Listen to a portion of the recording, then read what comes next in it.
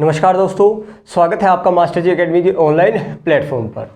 देखिए दोस्तों, आज का जो हमारा लेक्चर है वो है कार्बोहाइड्रेट्स यानी शर्करा। पिछली क्लास में हम लोगों ने बात की थी अपना न्यूट्रिएंट्स की। आप लोगों को थोड़ा सा ओवरऑल आइडिया बताया था मैंने न्यूट्रिएंट्स होते क्या है, और न्यूट्रिएंट्स को हम दो पार्ट में डिवाइड करते हैं। एक बार जनरल आइडिया ले लेते हैं जल्दी से। देखिए दोस्तों, न्यूट्रिएंट्स को हमने दो पार्ट में डिवाइड किया था। एक पार्ट था हमारा मैक्रो न्यूट्रिएंट्स और एक पार्ट था हमारा माइक्रो न्यूट्रिएंट्स, यानी इसको कहते थे दोस्तों मुख्य अवयव और इसको कहते थे अल्प अवयव। अब ये होते क्या थे, तो पिछली क्लास में हमने दोस्तों बहुत ही डीपली बात की थी कि मैक्रो न्यूट्रिएंट्स कौन से होते हैं जो हम लोगों को ज़्यादा मात्रा में खाने को चाहिए, और माइक्रो न्यूट्रिएंट्स कौन से होते हैं जो हमको कम मात्रा में खाने को चाहिए। और मैक्रो न्यूट्रिएंट्स का काम क्या होता है दोस्तों, हमारे शरीर में एनर्जी देने का काम किसका है, मैक्रो न्यूट्रिएंट्स का, यानी मुख्य अवयव का। और हमारे शरीर की बायोलॉजिकल रिएक्शंस को कंट्रोल करना या उनको नियंत्रण करना किसका काम है दोस्तों, माइक्रो न्यूट्रिएंट्स का। तो अब बात आती थी दोस्तों, इसमें किस किस को शामिल करते थे, तो इसमें हम कार्बोहाइड्रेट्स, फैट और प्रोटीन को शामिल करते थे। कार्बोहाइड्रेट्स यानी शर्करा, ठीक है, कार्बोहाइड्रेट, शर्करा, फैट यानी लिपिड या वसा, और प्रोटीन।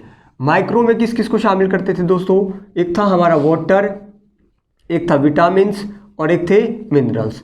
तो ये थे दोस्तों हमारे माइक्रो न्यूट्रिएंट्स। तो कार्बोहाइड्रेट, फैट और प्रोटीन ही हमारे शरीर को क्या देते हैं, एनर्जी देते हैं, और जबकि ये हमारे शरीर को एनर्जी नहीं देते हैं। तो पिछली क्लास में यहाँ तक हम लोगों ने बात की थी। आज हम अपना कार्बोहाइड्रेट्स को मेन लेके चलते हैं कि कार्बोहाइड्रेट्स क्या होते हैं, किस किस को इसमें शामिल किया जाता है, उनके फंक्शंस क्या है। तो चलिए दोस्तों स्टार्ट करते हैं। तो यहाँ पे आप लोगों को दिखाई दे रहा है दोस्तों, ओवरऑल हम लोग क्या पढ़ रहे हैं, न्यूट्रिएंट्स। तो न्यूट्रिएंट्स में भी कौन सा, मैक्रो न्यूट्रिएंट्स पढ़ रहे हैं दोस्तों, कौन सा, मुख्य अवयव, यानी जो ज़्यादा मात्रा में खाने को चाहिए। तो दोस्तों स्टार्टिंग कहाँ से होती है, ध्यान रखना। कार्बोहाइड्रेट्स होते क्या है, कार्बोहाइड्रेट्स का निर्माण कैसे होता है, तो ध्यान रखना दोस्तों, हमारे तीन एलिमेंट होते हैं, कार्बन, हाइड्रोजन और ऑक्सीजन। ध्यान रखना, ये है कार्बन, ये है हाइड्रोजन और ऑक्सीजन। जब दोस्तों 1:2:1 के अनुपात में मिलते हैं, जब कार्बन, हाइड्रोजन और ऑक्सीजन 1:2:1 के रेशियो में मिलते हैं, तो उसी को दोस्तों क्या कहते हैं हम लोग, कार्बोहाइड्रेट्स, या कार्बोहाइड्रेट्स का निर्माण करते हैं, आप लोग ये कह सकते हैं।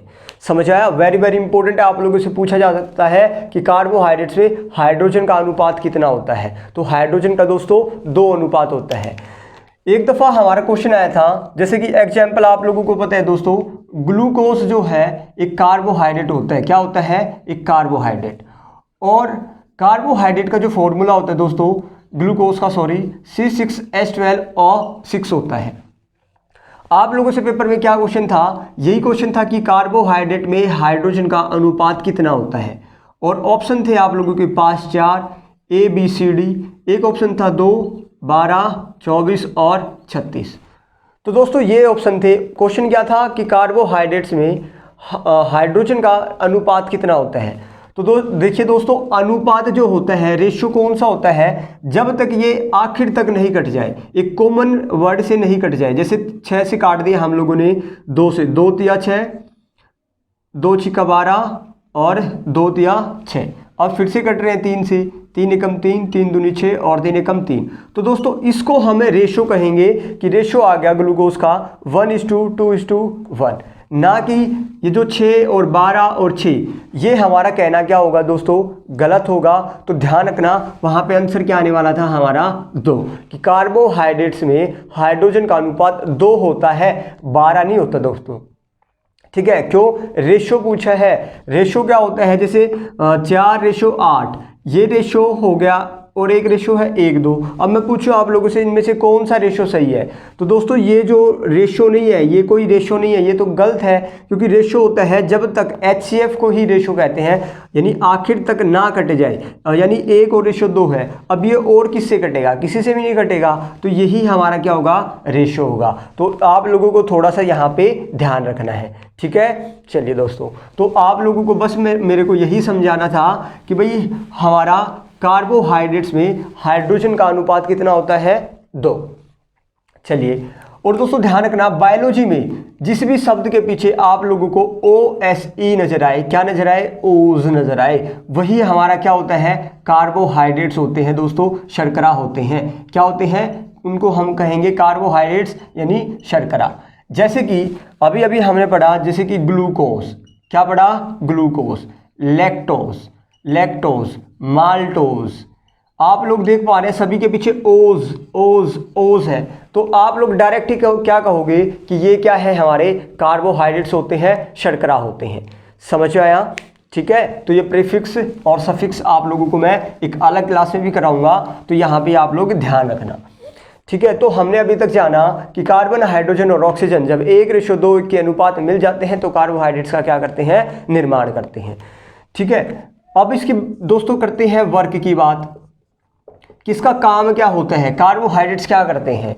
दोस्तों ध्यान रखना, मैंने आप लोगों को पिछली क्लास में बताया था कि तुरंत ऊर्जा देने वाला स्रोत कौन है, हमारा कार्बोहाइड्रेट्स, यानी इंस्टेंट सोर्स ऑफ एनर्जी किसे कहा जाता है, instant source of energy, instant source of energy, तुरंत ऊर्जा देने वाला स्रोत, तुरंत ऊर्जा देने वाला स्रोत कौन है दोस्तों, हमारा कार्बोहाइड्रेट्स होता है। ठीक है, आप लोग कार्बोहाइड्रेट्स लोगे और तुरंत ही आप लोगों को क्या मिलना स्टार्ट हो जाएगी दोस्तों, एनर्जी मिलना शुरू हो जाती है। समझ आया? ठीक है, और पिछली क्लास में मैंने बताया था आप लोगों को, देखो कार्बोहाइड्रेट्स, फैट और प्रोटीन, यानी ये तीनों हमारे मैक्रोन्यूट्रिएंट्स थे, और तीनों ही क्या करते थे दोस्तों, हमारे शरीर को एनर्जी देते थे। क्या देते थे, ऊर्जा देते थे। तो कार्बोहाइड्रेट्स, फैट और प्रोटीन तीनों एनर्जी देते हैं, ऊर्जा देते हैं। तो इनमें फ़र्क क्या है दोस्तों, तो मैंने आप लोगों को बताया था कि कार्बोहाइड्रेट्स को तो हम क्या कहते हैं, इंस्टेंट सोर्स ऑफ एनर्जी कहा जाता है, यानी तुरंत ऊर्जा देने वाला स्रोत, और फैट को क्या कहा जाता है दोस्तों, स्टोरेज ऑफ एनर्जी। क्या कहा जाता है, स्टोरेज ऑफ एनर्जी, और इसको कहा जाता है दोस्तों इमरजेंसी एनर्जी। क्या कहा जाता है, इमरजेंसी एनर्जी।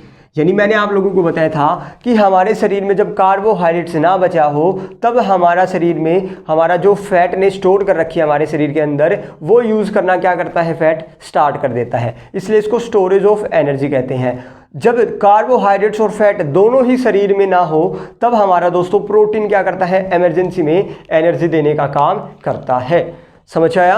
तो ये आप लोगों को ध्यान रखना है। तो मे भी आप लोग इसका वर्क समझ गए होंगे कि तुरंत ऊर्जा देने वाला स्रोत कौन है, हमारा कार्बोहाइड्रेट्स है। तो भाई और क्या काम है इसका, ध्यान रखना दोस्तों, न्यूक्लिक अम्ल का निर्माण करना, न्यूक्लिक एसिड बनाना, हमारे शरीर में न्यूक्लिक एसिड, न्यूक्लिक अम्ल बनाना दोस्तों। ठीक है, न्यूक्लिक अम्ल का मतलब होता है DNA और RNA का फॉर्मेशन भी करता है कार्बोहाइड्रेट्स। ठीक है, न्यूक्लिक अम्ल हमारे DNA और RNA को कहा जाता है दोस्तों। ठीक है, ये हमारे आनुवांशिक पदार्थ है। ठीक है, तो आप लोग ध्यान रखना, न्यूक्लिक एसिड का निर्माण भी कौन करता है, कार्बोहाइड्रेट्स करता है। मेन आप लोगों से दोस्तों यही पूछा जाएगा कि तुरंत ऊर्जा देने वाला स्रोत कौन है, कार्बोहाइड्रेट्स है। ठीक है दोस्तों, हम वर्क भी समझ गए, ये किससे बनता है ये भी समझ गए। अब हम बात कर लेते हैं इसके सोर्स के बारे में। ये भी बहुत ही इंपॉर्टेंट है कि भाई कार्बोहाइड्रेट्स के लिए हम लोगों को ये तो पता चल गया कि ये हम लोगों को तुरंत एनर्जी देता है, तो हम लोगों को क्या क्या खाना चाहिए वो हम किस में काउंट करते हैं, इसके सोर्स में दोस्तों। ठीक है, तो इसके सोर्स क्या क्या है दोस्तों, ध्यान रखना, जितने भी सीरियल्स होते हैं, क्या होते हैं, सीरियल्स यानी अनाज सोर्स है दोस्तों किसका, कार्बोहाइड्रेट्स का। ठीक है, जितने भी वेजिटेबल्स होते हैं, वेजिटेबल्स भी क्या है दोस्तों, एक सोर्स है, यानी सब्जियां, ये भी एक सोर्स है किसका, कार्बोहाइड्रेट्स का। ठीक है, और फ्रूट्स भी जो होते हैं दोस्तों, फल जिसको आप फल कहते हैं, फ्रूट्स, वो भी एक सोर्स है किसका, कार्बोहाइड्रेट्स का। ठीक है, किसका सोर्स है, कार्बोहाइड्रेट्स का। अब दोस्तों ध्यान क्या रखना आप लोगों को, सीरियल्स में अनाज में किस किस को शामिल करते हैं, जैसे आप लोगों को पता है दोस्तों, राइस हो गया, चावल, ठीक है, वाइट यानी गेहूं हो गया, गेहूं एटसेट्रा। ठीक है, ये हो गया हमारे अनाज में आ जाएगा। चावल खाओगे आप, गेहूं खाओगे, तो ये आप लोगों को एनर्जी देते हैं दोस्तों। वेजिटेबल्स में किस किस को शामिल करते हैं, तो वेजिटेबल्स आप लोगों को बहुत पता है, बहुत सारी होती है दोस्तों। हम यहाँ पे पोटैटो लिख के एटसेट्रा लिख देते हैं, यानी आलू लिख के आप लोग समझ जाना। आगे जितनी भी सब्जी आप लोगों को नजर आए वो वेजिटेबल्स किसका सोर्स है दोस्तों, कार्बोहाइड्रेट्स का। नेक्स्ट है फ्रूट्स। फ्रूट्स में आप लोगों को दोस्तों ध्यान रखना बनाना, ठीक है, और इसके आगे मैं एटसेट्रा लिख देता हूं, यानी कितने भी आप लोग यहाँ पे आगे फ्रूट्स लिख सकते हैं, ठीक है।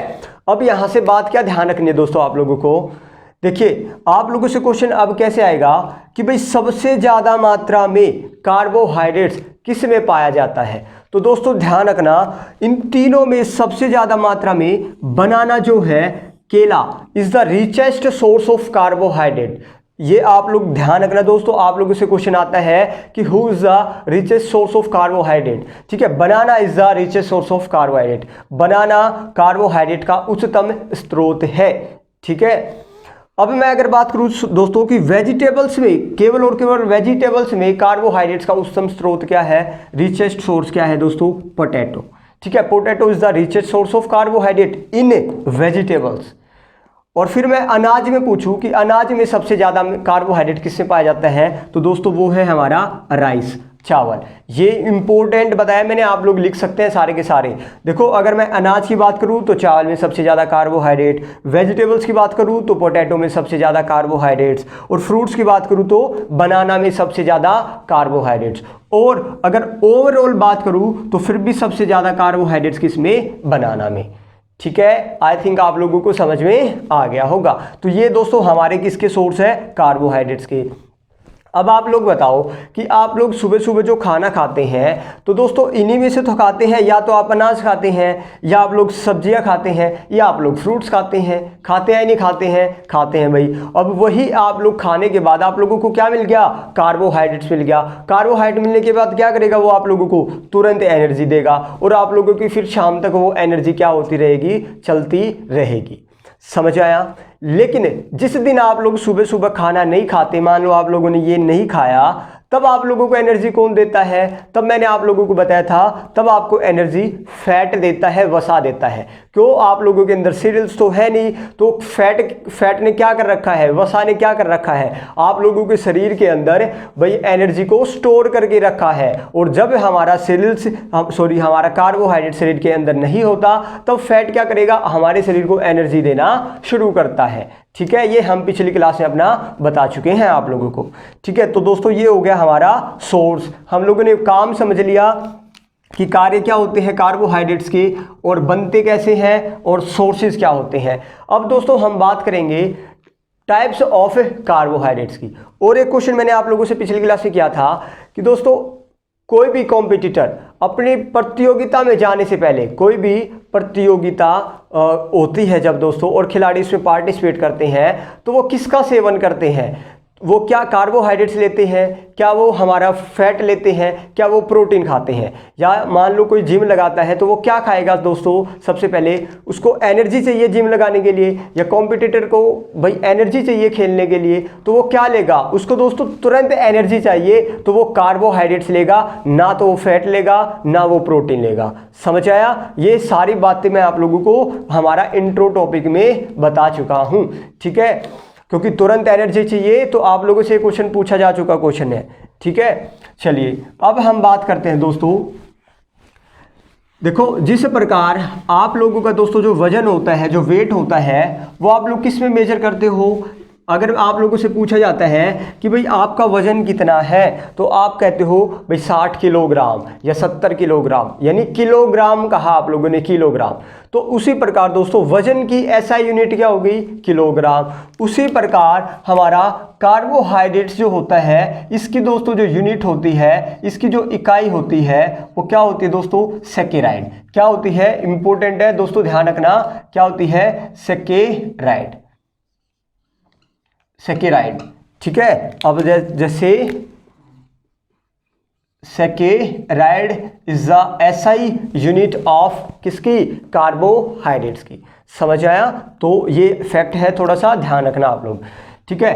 और दोस्तों मान लो दो कार्बोहाइड्रेट्स किस बॉन्ड से बनते, किस बॉन्ड से आपस में जुड़ते हैं। एक फैक्ट है, बस ये आप लोगों को ध्यान रखना कि दो कार्बोहाइड्रेट्स के जो अणु होते हैं, जो एटम्स होते हैं, वो किस बॉन्ड से आपस में जुड़ते हैं। तो वो बॉन्ड का नाम क्या है दोस्तों, ग्लाइकोसिडिक बॉन्ड, ठीक है, ग्लाइकोसिडिक बॉन्ड। आप लोग बस ध्यान रखना, ग्लाइकोसिडिक ग्लाइकोसिडिक बंध से दो कार्बोहाइड्रेट्स के अणु आपस में जुड़ते हैं। ये क्या है दोस्तों?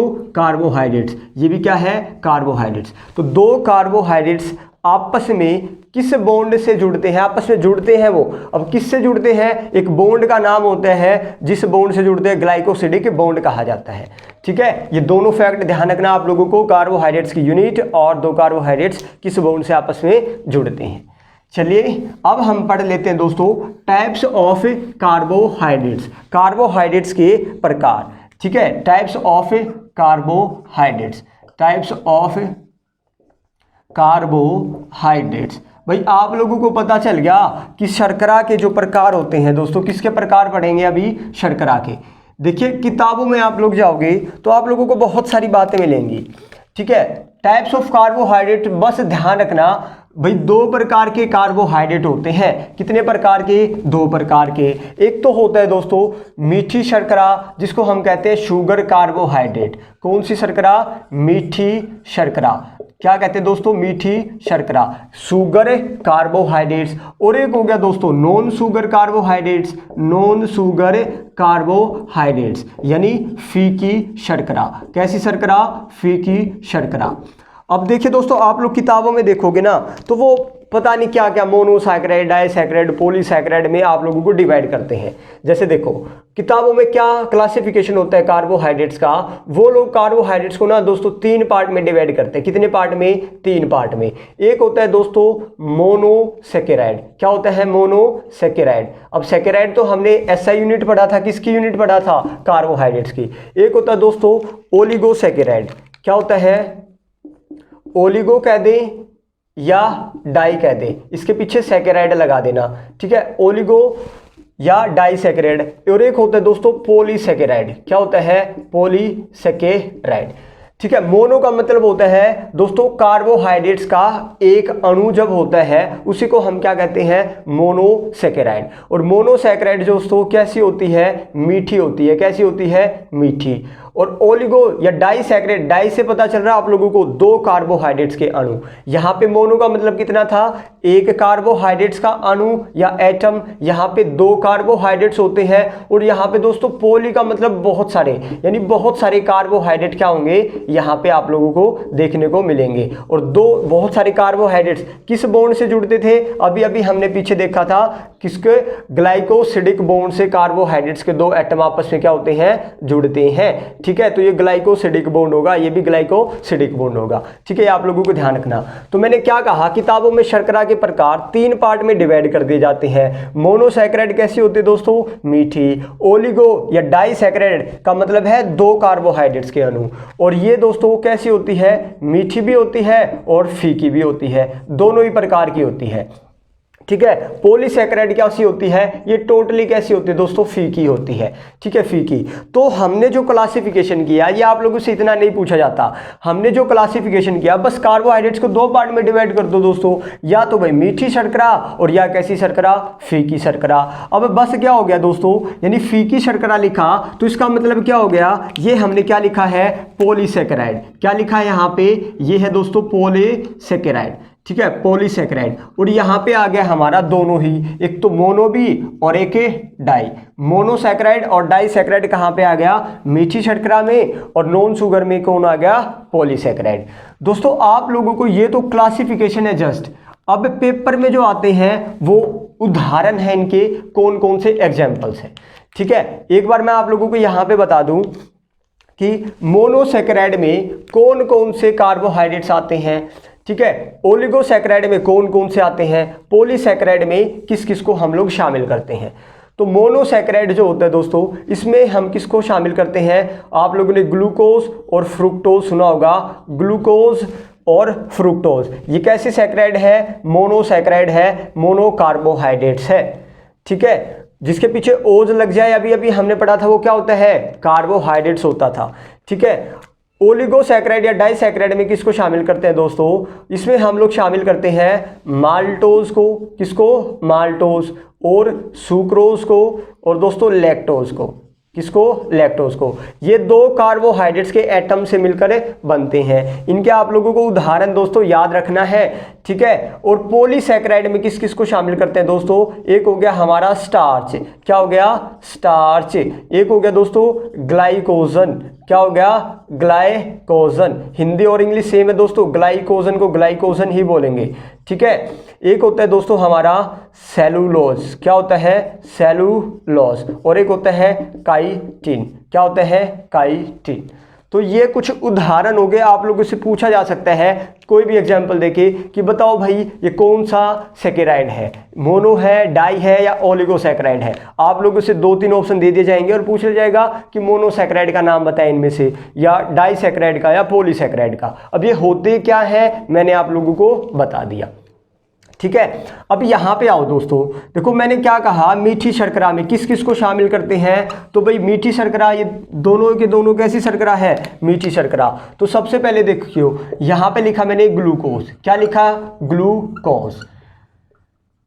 ग्लूकोज दोस्तों, ग्लूकोज जो होता है इसे हम ब्लड शुगर भी कहते हैं। कैसी शुगर?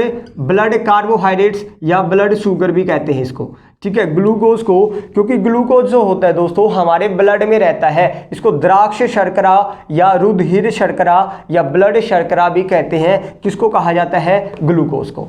समझ आया? क्योंकि हमारे कहाँ पे प्रेजेंट होती है? ब्लड में। सेकंड जो दोस्तों हमारी एक और हमने बात की थी, यहाँ पे क्या है? फ्रुक्टोज। कौन सा है दोस्तों? फ्रुक्टोज, ठीक है। हिंदी और इंग्लिश सेम है दोस्तों, फ्रुक्टोज को फ्रुक्टोज ही कहेंगे, ठीक है, फ्रुक्टोज। फ्रुक्टोज कहाँ पे पाया जाता है दोस्तों? तो ध्यान रखना, फ्रूट्स में, यानी फलों में पाई जाने वाली शर्करा का आप लोगों से अगर नाम पूछा जाए कि कौन सी है वह शर्करा जो फलों में पाई जाती है, तो दोस्तों वो कौन सी है? फ्रुक्टोज। और यहाँ से फ्रुक्टोज से बहुत इंपॉर्टेंट पॉइंट ध्यान रखना, एक तो कहाँ पे पाई जाती है, सेकंड इसी का फ्रुक्टोज में ही क्या पॉइंट ध्यान रखना है दोस्तों? सबसे मीठी शर्करा अगर आप लोगों से पूछी जाए, सबसे मीठी, देखो मीठी शर्करा कौन कौन सी आती है वो हम आगे पढ़ेंगे। तो सबसे स्वीटेस्ट जो शर्करा होती है वो कौन सी होती है? फ्रुक्टोज। तो आप लोग लिख सकते हैं स्वीटेस्ट कार्बोहाइड्रेट्स, सबसे मीठी शर्करा, सबसे मीठी शर्करा कौन सी होती है? फ्रुक्टोज। समझ आया? अब तीसरा पॉइंट क्या ध्यान रखना है दोस्तों, जो हमारा हनी होता है, शहद होता है, शहद में सबसे ज़्यादा मात्रा में फ्रुक्टोज पाया जाता है। आप लोगों से पूछा जाता है फ्रुक्टोज सबसे ज़्यादा मात्रा में किस में पाया जाता है? तो हनी यानी शहद में सबसे ज़्यादा फ्रुक्टोज पाया जाता है, ठीक है। तो दोस्तों ये 3 पॉइंट आप लोगों को फ्रुक्टोज से ध्यान रखने हैं। क्या क्या बात बताई हम लोगों ने? ग्लूकोज को क्या कहते हैं? Blood sugar. क्यों? या ब्लड कार्बोहाइड्रेट्स, क्योंकि ब्लड में पाया जाता है। फ्रुक्टोज कहाँ पे पाया जाता है दोस्तों? फलों में पाई जाने वाली शर्करा है, ठीक है, सबसे मीठी शर्करा है यानी स्वीटेस्ट कार्बोहाइड्रेट्स, और हनी में पाया जाता है, ठीक है। अब इसका तीसरा जो एग्जाम्पल है दोस्तों, चलो मैं ऊपर इनको रब कर देता हूँ, आई थिंक आप लोग इसको लिखते जाना चाहिए, ठीक है। तीसरा यहीं पे लिख देता हूँ, आप लोगों को दिखाई दे रहा होगा। तो एक हो गया दोस्तों, ये तो दोनों बात कर ली, ये दोनों कैसी सैकेराइड है अगर आप लोगों से पूछा जाए तो मोनोसैकेराइड, यानी एक कार्बोहाइड्रेट्स का इसमें क्या होता है? एटम्स। अब माल्टोज, सुक्रोज, लैक्टोज को भी मीठी शर्करा में ही शामिल करेंगे, अदरवाइज वैसे क्लासिफिकेशन कहेंगे तो उसको कहेंगे डाईसैकेराइड के उदाहरण है ये, ठीक है। एक होगा वहां पे सुक्रोज, क्या है दोस्तों? सुक्रोज। देखो आप लोगों को दिखाई दे रहा है वहां पे सुक्रोज, सुक्रोज, सुक्रोज। दोस्तों सुक्रोज से क्या ध्यान रखना है, आप लोगों को लिख लेना है इन सभी में। सुक्रोज जो है इसको दोस्तों टेबल शुगर कहा जाता है, टेबल शुगर शर्करा, टेबल शुगर कार्बोहाइड्रेट्स किसको कहा जाता है? सुक्रोज को कहा जाता है। और यह कहाँ पे पाई जाती है? तो गन्ने में, चीनी में पाई जाने वाली शर्करा का जो नाम है, यानी शुगर केन या जगरी, गुड़ में या चीनी में, शक्कर में कौन सी शर्करा पाई जाती है? सुक्रोज पाई जाती है, ठीक है दोस्तों। जो हम अपना टेबल में खाते हैं ना, वो मीठा खाते हैं, टेबल पे रख के ही तो खाते हैं, तो इसलिए इसको टेबल शुगर शर्करा कहा गया, किसको? सुक्रोज को। लेकिन अब आप लोगों के दिमाग में एक बात में ध्यान आ रही होगी दोस्तों, मीठा तो चीनी होती है सबसे ज़्यादा, लेकिन नहीं दोस्तों, यही तो क्वेश्चन आता है यहाँ से कि भाई फ्रुक्टोज भी है, सुक्रोज भी है, तो सबसे मीठा अगर आप लोगों से पूछी जाए कौन सी शर्करा है, तो आप लोगों को सुक्रोज नहीं फ्रुक्टोज पे लगाना है। फ्रुक्टोज सबसे मीठी क्या होती है? शर्करा होती है, ठीक है, आई थिंक ये पॉइंट आप लोगों को यहाँ से ध्यान रखना है। एक तो सुक्रोज में क्या ध्यान रखोगे, टेबल शुगर शर्करा, और दूसरा कहाँ पे पाई जाती है, तो लिख लेना भाई चीनी में, गन्ने में पाए जाने वाली ये क्या है, शर्करा है।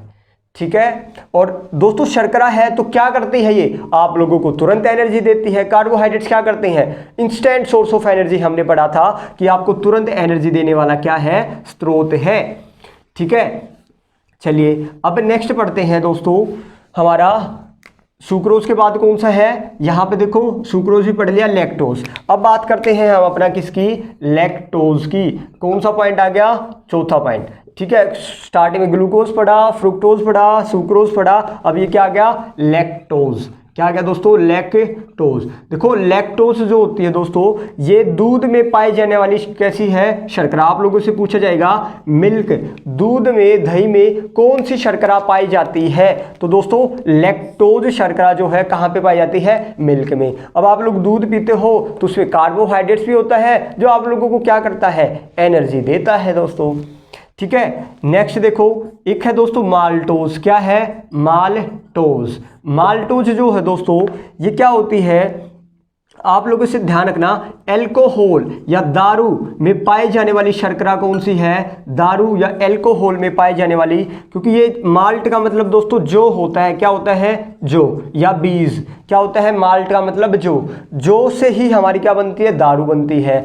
ठीक है, तो माल्टोज जो है कहाँ पे पाए जाते हैं, दारू में। आप लोगों से पूछी जाए एल्कोहल में कौन सी शर्करा पाई जाती है, तो उसका आंसर क्या होगा, माल्टोज। अब कार्बोहाइड्रेट्स का मतलब क्या है दोस्तों, आप लोगों को तुरंत एनर्जी देता है, तो इसका मतलब ये नहीं है कि आज से ही आप लोग दारू पीना स्टार्ट कर देंगे और कहेंगे कि सर ने बताया था कि माल्टोज जो है वो कार्बोहाइड्रेट्स है, और कार्बोहाइड्रेट्स क्या करता है, आप लोगों को तुरंत एनर्जी देता है। ठीक है, तो थोड़ा सा बच के भाई दारू मत पीना, स्टार्ट कर देना, आप कभी एनर्जी लेने के लिए स्टार्ट कर दो। ठीक है, तो दोस्तों ये हो गया हमारा माल्टोज। तो ये हो गई हमारी सारी की सारी कैसी शर्करा, मीठी शर्करा। अब बात करते हैं हमने पॉलीसैकेराइड की या फीकी शर्करा की या नॉन शुगर कार्बोहाइड्रेट्स की।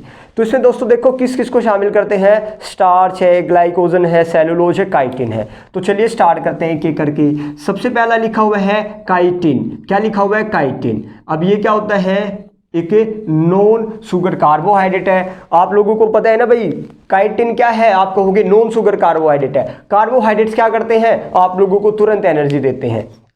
ठीक है, अब ये होता क्या है, तो दोस्तों ध्यान रखना, it is found in the, it is यानी chitin is found in the outer layer of insects, outer layer of insects.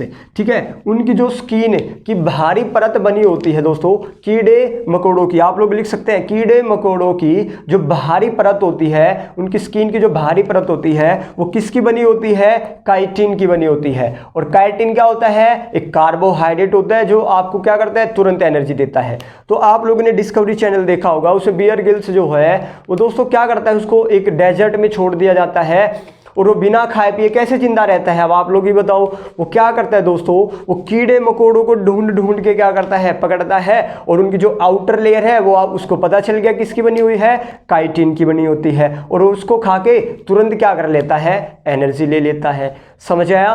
तो भाई इसका मतलब फिर से मैं आप लोगों को रिक्वेस्ट करता हूं, इसका मतलब कतई ये नहीं है कि आप लोग भी आज से ही घर जाके क्या करो, कीड़े मकोड़े पकड़ना स्टार्ट कर दो, और कभी कोई जहरीला निकल गया तो भाई आप लोगों की टांगे ऊपर हो सकती है। ठीक है, तो बच के भाई, तो आप लोगों को जहरीला है कीड़ा मकोड़ा या नहीं है उसका आप लोगों को देखना है भाई। ठीक है, तो मैंने बता दिया काइटिन कहाँ पे पाया जाता है। तो अब आप लोग क्या करना, दारू के साथ नमकीन नहीं भाई, दारू के साथ क्या ले लेना, काइटिन। दोनों ही क्या हो जाएगा दोस्तों, फायदेमंद हो जाएगा। ठीक है, तो ऐसा करना मत भाई, मजाक था।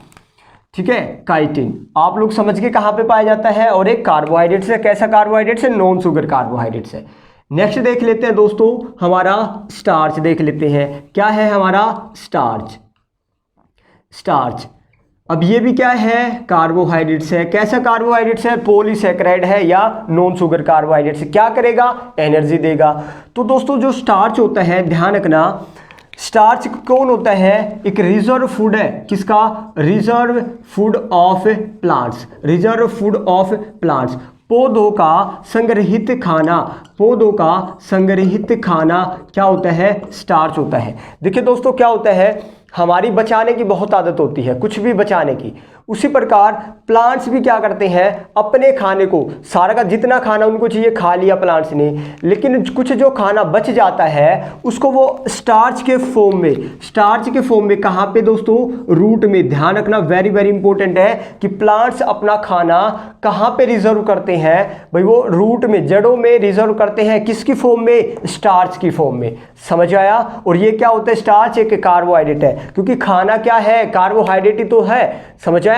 खाना जो होता है ये खाना है दोस्तों, इसी को क्या कह रहे हैं हम लोग? स्टार्च कह रहे हैं, मंड जिसको हिंदी में कहा जाता है। क्या कहा जाता है? मंड या मांड। ठीक है, स्टार्च कहाँ पे? पौधे कहाँ पे जमा करते हैं? रूट्स में, जो भी रिजर्व बच जाता है, रिजर्व फूड। तो उसी प्रकार दोस्तों, जो तीसरा एग्जाम्पल से यहाँ पे लिखा मैंने, ग्लाइकोजन। अब ये बताओ, हमारा शरीर भी तो क्या करता होगा? हमारा शरीर जो होता है वो भी तो दोस्तों हमारा रिजर्व करता है फूड को, यानी जितना कार्बोहाइड्रेट्स हमको चाहिए वो तो उसने दे दिया, और कुछ कार्बोहाइड्रेट्स को हमारा शरीर भी क्या करता है? रिजर्व करता है। ठीक है, तो उसी को दोस्तों क्या कहते हैं? जो ग्लाइकोजन होता है ये कहाँ पे रिजर्व होता है? हमारे शरीर में, लीवर में, यकृत में ग्लाइकोजन हमारा क्या होता है? स्टोर होता है। अब ये ग्लाइकोजन क्या होता है? आप लोग कहोगे reserve food of, reserve food of human beings. भाई किसका? मानव का, यानी हमारा मानव का रिजर्व फूड, संग्रहित खाना कहाँ पे स्टोर होता है? हमारा खाना कार्बोहाइड्रेट से कहाँ पे दोस्तों? यानी कार्बोहाइड्रेट्स जो हो वो ग्लाइकोजन में बदल जाते हैं। ग्लूकोज जो किस में बदल जाता है? ग्लाइकोजन में। कहाँ पे बदलता है? लीवर में। ठीक है, वो हम आगे बात करेंगे जब डाइजेस्टिव सिस्टम वगैरह पढ़ेंगे। तो अभी के लिए ध्यान रखना, जो ग्लाइकोजन जो होता है वो हमारा क्या है? हमारे शरीर में रिजर्व है और एक कार्बोहाइड्रेट है। ठीक है, ह्यूमन बींग्स का रिजर्व फूड है। तो काइटिन समझ गए, स्टार्च समझ गए, ग्लाइकोजन समझ गए। अब एक नेक्स्ट और लास्ट हमारा बच गया दोस्तों, एक लास्ट है हमारा सेलुलोज। क्या है? सेलुलोज। और मैंने आप लोगों को बताया था जिसके पीछे ओज लग जाए वही हमारा क्या? कार्बोहाइड्रेट्स। ठीक है, सेलुलोज। अब दोस्तों ध्यान रखना, जो सेलुलोज होता है ये कहाँ पे पाया जाता है? तो आप लोग कहोगे कि पौधों की, प्लांट की दोस्तों जो कोशिका भित्ति होती है, प्लांट की जो सेल वॉल होती है, कोशिका भित्ति, सेल वॉल, यानी आप लोग देखो हमारे शरीर की सबसे छोटी यूनिट, सबसे छोटी इकाई क्या होती है दोस्तों? एक सेल होती है। क्या होती है? ये एक सेल है, कोशिका। और ये जो सेल होती है उसी प्रकार पौधों की, प्लांट्स की भी सबसे छोटी यूनिट क्या होती है? सेल। कई सारी सेल मिलकर एक उत्तक का निर्माण करती है, टिश्यू का निर्माण करती है, और कई सारे टिश्यू मिलकर एक ऑर्गन का निर्माण करते हैं, हमारे किसी भी एक अंग का निर्माण करते हैं। जैसे स्टमक बना दिया, किडनी बना दी, लीवर बना दिया। ठीक है, एक ऑर्गन बनाते हैं, और कई सारे ऑर्गन मिलकर ही हमारा क्या हुआ दोस्तों? निर्माण हुआ है, यानी एक ऑर्गेनिज्म बनाते हैं, एक जीव बनाते हैं। और कई सारे हमारे जैसे ऑर्गेनिज्म मिलकर एक समुदाय बनाते हैं, कम्युनिटी बनाते हैं। ठीक है, तो ह्यूमन की या प्लांट की सबसे छोटी यूनिट, यानी जहां से स्टार्टिंग हुई वो किससे हुई? सेल से, कोशिका से। तो दोस्तों ध्यान रखना, ये जो प्लांट की सेल है, मान लो प्लांट की सेल, जो ये बाहरी परत होती है, प्लांट की जो आउटर सेल है ना दोस्तों, ये आउटर जो लेयर होती है प्लांट की, जो सेल वॉल, इसी को कहते हैं कोशिका भित्ति, किसकी बनी होती है? तो दोस्तों वो सेलुलोज की बनी होती है। किसकी बनी होती है? सेलुलोज की। और सेलुलोज फिर से मैंने कहा एक कैसा कार्बोहाइड्रेट्स है? नॉन शुगर कार्बोहाइड्रेट्स है, और तुरंत एनर्जी देता है। लेकिन दोस्तों ध्यान क्या रखना आप लोगों को, सेलुलोज पौधों का सबसे हार्ड पार्ट लेयर है। ध्यान रखना, पौधों का, प्लांट्स का सबसे हार्ड पार्ट क्या है? तो दोस्तों वो है सेलुलोज। एक पॉइंट ये भी ध्यान रखना। और कुछ एनिमल्स, कुछ जंतु और हम ह्यूमंस सेलुलोज को नहीं डाइजेस्ट कर सकते, इसको नहीं पचाया जा सकता। हमारे अंदर दोस्तों हम ग्रास वगैरह खाते हैं, घास कहते हैं, तो हमारे शरीर के अंदर नहीं पचेगा, इसलिए हम लोग नहीं खाते, क्योंकि वो सेलुलोज होता है। सेलुलोज ह्यूमन बींग्स नहीं पचा सकते। ठीक है, वो कुछ ही एनिमल्स पचा सकते हैं। आप लोगों को पता है कुछ ही एनिमल्स क्या खाते हैं? ग्रास कहते हैं। सभी तो नहीं खाते एनिमल्स ग्रास। तो जो ग्रास खाते हैं उसके शरीर के अंदर कुछ अलग स्ट्रक्चर होता है, वो हम आगे बात करेंगे जब डाइजेस्टिव सिस्टम में आप लोगों को बताऊंगा। तो अभी के लिए ध्यान रखना, कि सेलुलोज जो होता है वो ह्यूमन बींग्स नहीं पचा सकते, नहीं डाइजेस्ट कर सकते। ठीक है, तो दोस्तों ये था हमारा टाइप्स ऑफ कार्बोहाइड्रेट, शर्करा के प्रकार। और एक बात ध्यान रखना, ये सारे के सारे जितने भी हमने कार्बोहाइड्रेट्स बताए ये दोस्तों नेचुरल कार्बोहाइड्रेट है, प्राकृतिक हमारी शर्करा है। तो कुछ दोस्तों हमारी अप्राकृतिक या मैन मेड शर्करा भी होती है। ठीक है, कुछ हमारी दोस्तों कैसी शर्करा होती है, मैन मेड शर्करा। अब मैन मेड शर्करा में जैसे स्पार्टम आप लोगों ने सुना होगा। ठीक है, स्पार्टम, ठीक है, ये हमारी एक शर्करा है, कार्बोहाइड्रेट है। ये कैसी शर्करा है दोस्तों, मैन मेड शर्करा या आर्टिफिशियल शर्करा है, स्पार्टम, स्पार्टम। ठीक है, इसके बारे में क्या ध्यान रखना है, स्पार्टम दोस्तों जो स्पार्टम होती है, 1 चम्मच आप लोग किसकी लोगे, स्पार्टम की, और लगभग 50 चम्मच अपनी लेना चीनी की, शुगर की। दोस्तों इक्वल है मिठास में, मीठेपन में।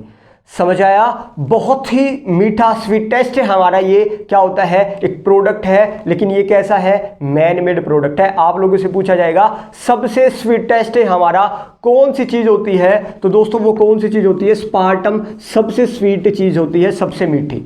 चीनी से भी मैंने बताया ना, इसकी 1 चम्मच और चीनी की 50 चम्मच बराबर है, तो ध्यान रखना स्पार्टम के बारे में। तो दोस्तों ये था हमारा आज का टॉपिक, मे भी आप लोगों को समझ में आया होगा। ठीक है, तो दोस्तों आज के लिए इतना ही, मिलते हैं अपना नेक्स्ट वीडियो में, तब तक के लिए धन्यवाद। जय हिंद, जय भारत।